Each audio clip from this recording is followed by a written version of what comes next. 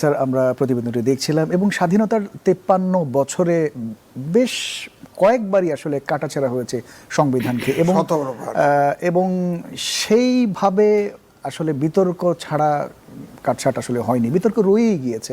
তো এবারও আবার নতুন করে সেই বিষয় নিয়ে চিন্তাভাবনা চলছে।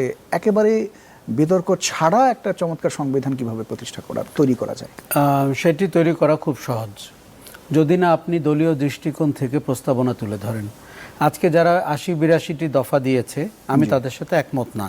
দেখুন, আপনি আজকে এমন দলও দেখা করেছে তাদের তেমন কোনো কর্মী নেই, ভোটের রাজনীতিতে তাদের কোনো ভূমিকা নেই, কিন্তু দাবি দেওয়ার ক্ষেত্রে তারা অনেক সত্যি বলছিলেন যে দাবি দেওয়ার ক্ষেত্রে 82 দাবি দিয়েছে, 82 জন কর্মীও হয়তো নেই। আমাদের সবাইকে লেস ইজ মোর বুঝতে হবে, আমরা কতটা মৌলিক বিষয়ে একমত হতে পারি। দেখুন, আমাদের যে স্বৈরাচারী ব্যবস্থা গত 15 বছর ছিল বা তারও আগে ছিল, সেটি সাংবিধানিক স্বৈরাচার। সংবিধান তাকে স্বৈরাচার হতে সাহায্য করেছে। তার মানে আপনি তো বুঝতে পেরেছেন, অতএব সংবিধান তাকে যে ক্ষমতা দেয়, সংসদের নেতা, প্রধানমন্ত্রী এবং দলের প্রধান, আপনি তাহলে সংবিধানকে পরিবর্তন করে আইনটি এমন করে করুন যাতে করে উনি অপার ক্ষমতার অধিকারী না হয়। এটি খুব সহজ। এটি যদি আপনি দলের হাতে দেন, তারা কেউ এটি করবে না, কেননা যে যখন ক্ষমতায় আসে, আগামীতেও তাই হবে, তারা ক্ষমতাকে কুক্ষিগত করতে চাবে, নির্বাচনকে ভণ্ডুল করতে চাবে, জনগণের মতামতকে উপেক্ষা করতে চাইবে। আমি আশা করি তারা একটাও চাবে না, কিন্তু আমি ভয় পাই যে তারা এগুলো চাবে। অতএব আপনার সংবিধানকে কি করে জনগণের পক্ষের সংবিধান করা যায়, তার জন্য আপনি মৌলিক কিছু জায়গাতে হাত দিতে হবে। সেটি হচ্ছে যে এই রাষ্ট্রের মূল প্রস্তাবনা কি, আইডিয়ালস কি, মৌলিক নীতিগুলো কি, সেটাকে আপনি ঠিক করতে হবে। এবং রাষ্ট্রটি একটি গণতান্ত্রিক বাংলাদেশের, সংবিধানটি একটি গণতান্ত্রিক বাংলাদেশের স্বপ্নকে ধারণ করে কিনা, পূরণ করে কিনা।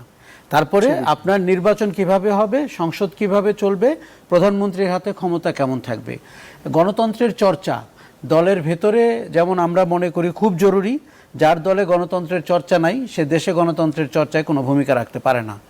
এবং যার দলে গণতন্ত্রের চর্চা আছে, তাকে যদি আপনি সংসদে গণতন্ত্রের চর্চা করতে চান, তাহলে 70 অনুচ্ছেদ নিয়ে আপনাকে কথা বলতে হবে যে আমার সাথে একমত না হলেও আমার দলের একজন সদস্য ভোটাধিকার প্রয়োগ করতে পারেন কিনা।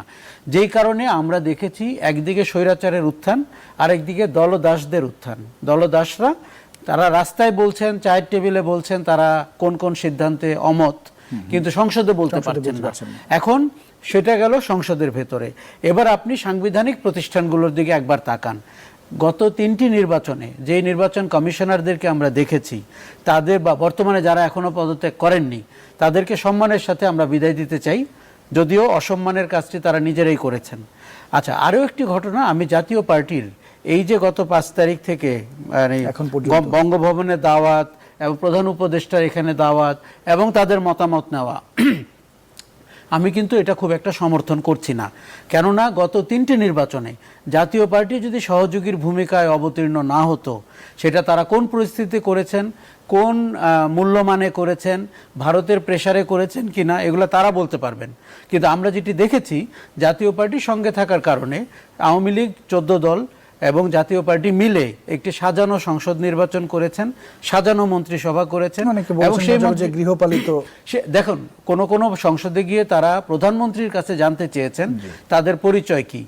এখন ওই রকম একটি কদর্যময় রাজনৈতিক দল, ওরকম একটি কুৎসিত রাজনীতির চর্চা করা, অনাচারের রাজনীতির চর্চা করা দল আমাদের বর্তমান যে রাজনৈতিক স্বপ্ন তার সাথে মানানসই না। তাকে আপনি যেরকম করে আপনি আওয়ামী লীগ এবং 14 দলকে কোথাও ডাকছেন না, সেরকম করে জাতীয় পার্টিকেও আপনি কোথাও ডাকতে পারেন না। আমি জাতীয় পার্টিকে বয়কট করার পক্ষে। দেখুন, তার রাজনৈতিক ভূমিকার জন্য আজকে বাংলাদেশের সবচেয়ে ক্ষতিগ্রস্ত প্রতিষ্ঠানের নাম রাজনীতি। সেই রাজনৈতিক প্রতিষ্ঠানকে যারা ধ্বংস করেছে তাদের মধ্যে জাতীয় পার্টি অন্যতম। এরকম সঙ্গী নিয়ে আপনি গণতান্ত্রিক বাংলাদেশের স্বপ্ন দেখতে পারেন কি না, এই প্রশ্ন আমি রাখছি। আচ্ছা, এখন যদি আপনি সাংবিধানিক প্রতিষ্ঠানগুলোর দেখেন, দুদককে আমরা দেখেছি সার্টিফিকেট দিয়েছেন দুর্নীতিবাজদেরকে যে তারা দুর্নীতিবাজ না, এবং দুদক সরকারের আঙ্গুলে হেলনে চলেছে। সরকার দুদককে আপনার পিছনে লেলিয়ে দিয়েছে, আপনি যদি ভিন্ন মতের মানুষ হন। সরকার এনবিআরকে আপনার পেছনে লেলিয়ে দিয়েছে, হারুন এবং বেনজিরকে আপনার পেছনে লেলিয়ে দিয়েছে। এই তো শাসন। সাংবিধানিক প্রতিষ্ঠান দুদককে আপনি কি করে নতুন করে সাজাবেন? কেননা আমি দুর্নীতি করব না, পাপাচার করব না, এগুলো মুখে বলা আর তাকে অষ্টপৃষ্ঠে বেঁধে ফেলা, এটির মধ্যে পার্থক্য আছে। আমরা চাই দুর্নীতি দমন কমিশন ইন্ডিপেন্ডেন্টলি কাজ করুক, নির্বাচন কমিশন যাতে করে তাদের মতো কাজ করতে পারে। এই নির্বাচন কমিশন কিন্তু অকার্যকর এবং যেভাবে তাদেরকে নিয়োগ করা হয়েছে, সিলেক্ট করা হয়েছে, পুরোটাই ছিল সাজানো। আপনি দেখেন গত 3টি নির্বাচনে যে সমস্ত বেসামরিক প্রশাসন আপনার এরকম কারচুপির নির্বাচনে অংশ নিয়েছিল, সহযোগিতা করেছিল, আপনি তাদেরকেও খুঁজে বের করেন। কেননা আপনি যেরকম দৃষ্টান্তমূলক শাস্তি যদি দিতে চান, ভবিষ্যতে যেন কেউ এই রোলে যেতে না পারে।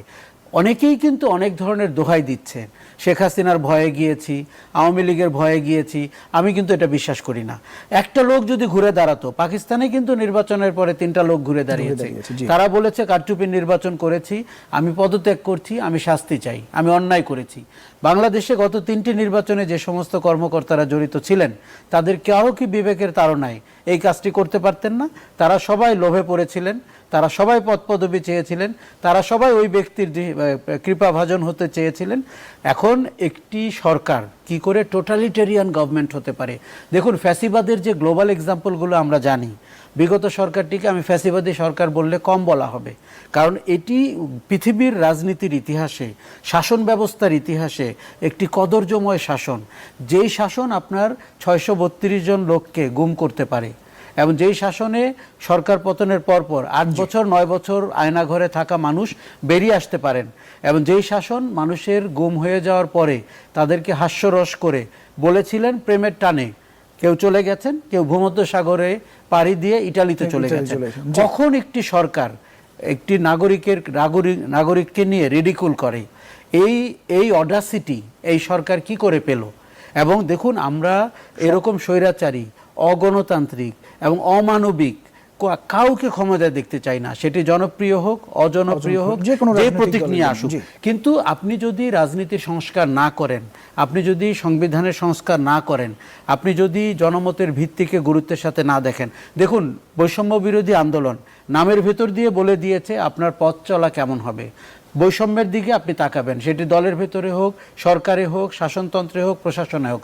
প্রশাসনের বৈষম্যও কিন্তু আমি মনে করি গুরুত্বের সাথে দেখা দরকার। প্রশাসনের ক্যাডাররা বছরের পর বছর তাদেরকে প্রভু হিসাবে আবির্ভূত করেছেন, অন্য ক্যাডারকে দমিয়ে রেখেছেন, অনেক সব নষ্টামির সাথে যুক্ত হয়েছেন, এবং পরবর্তী সরকার যেটি হসুক সেই সরকারকে তারা ভয় দেখিয়েছেন যে কি করা যাবে, কি করা যাবে না। এই সরকারকে আমি অন্তর্বর্তী সরকার বলি না, কেননা অন্তর্বর্তী সরকার আমাদের সংবিধানে নেই এবং এই সরকার কোনো সংবিধান অনুযায়ী আসেননি। এই সরকার একটি বিপ্লবী সরকার, সেটি সমাজতান্ত্রিক বিপ্লব না অন্য কি বিপ্লব, এই বিতর্কে না যাই। বিপ্লবী সরকারের কাজ হচ্ছে বিপ্লবী সংস্কার করা, এবং আমরা ইংলিশে বলে থাকি ডিসরাপটিভ সংস্কার করতে হবে, গেম চেঞ্জিং সংস্কার করতে হবে, যেটি আগে কখনো ভাবা যায় নাই।